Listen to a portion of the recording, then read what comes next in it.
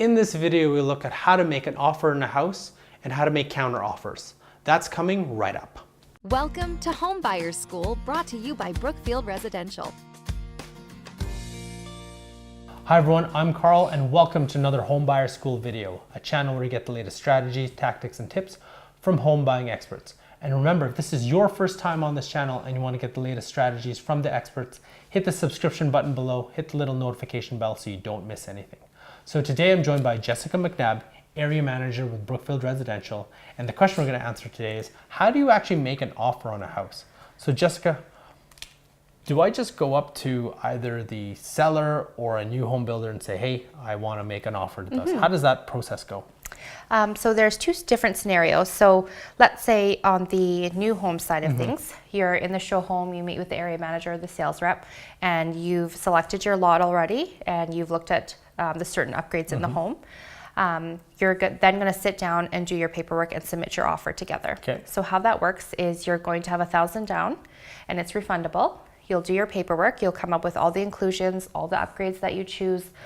You'll have your lot selection in there, you'll sign off, and that will be 14 days of a time period of when that will be accepted or countered by the builder.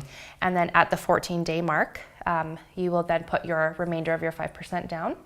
And in that actual 14 days, what you're going to do is ensure that your paperwork has gone to your mortgage broker or lender. Oftentimes the area manager or sales rep will actually send it on your behalf, and they'll start working on it. So you have to have your approval done by your lender. Yeah.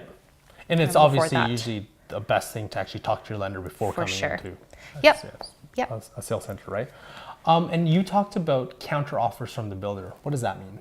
So let's say you've decided that you wanted to submit an offer on a home. Doesn't hurt to submit an offer. When you've submitted it, it's going to go to head office for acceptance, and management will take a look at the offer, look at comparables in the area, and once it comes back, it's either going to be accepted by them or countered. And is that how is that process different than when you make an offer to just a reseller? Right. So when you're making an offer on a resale home, usually you have a realtor that's working on your behalf, and the realtor will come up with the price also based on comparables in the area. They'll submit it to the other realtor, and then the seller will decide what they want to sell that price for, that home for.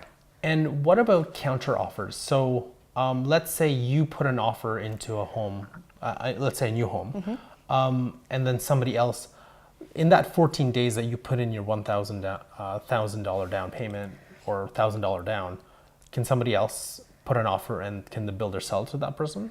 So the way that our builder works is when somebody first submits their offer, they've got their 14 days condition period to make their decision. So another offer can't come into play.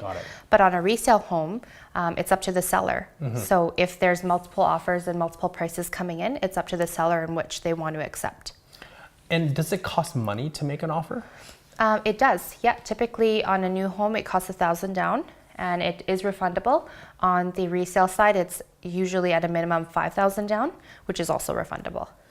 And can you put I guess you've kind of answered, you can't really put an offer on a house that's already kind of conditionally offered, especially for a new home, right? Right.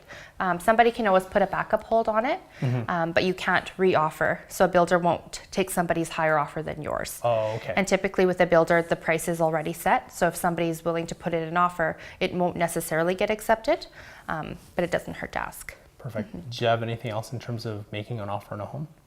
The most important piece is that 14-day conditional period is taken seriously, and that the paperwork is sent to your lender, because by that 14 days, if you don't have your approval letter from the bank, another person could come through and put in their offer. And a part of submitting your documents to the lender is going to ask you for employment letter, going to ask you for T4s.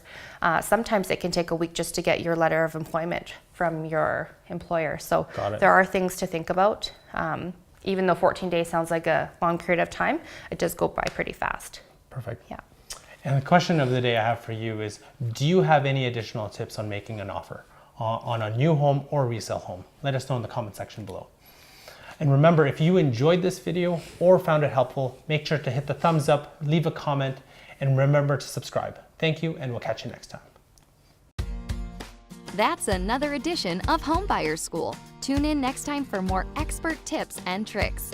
And visit homebuyerschool.ca to bring you one step closer to finding your dream home. As with everything, it would be great if you like and share our videos. Also, please let us know if you have any home buying questions you want us to answer.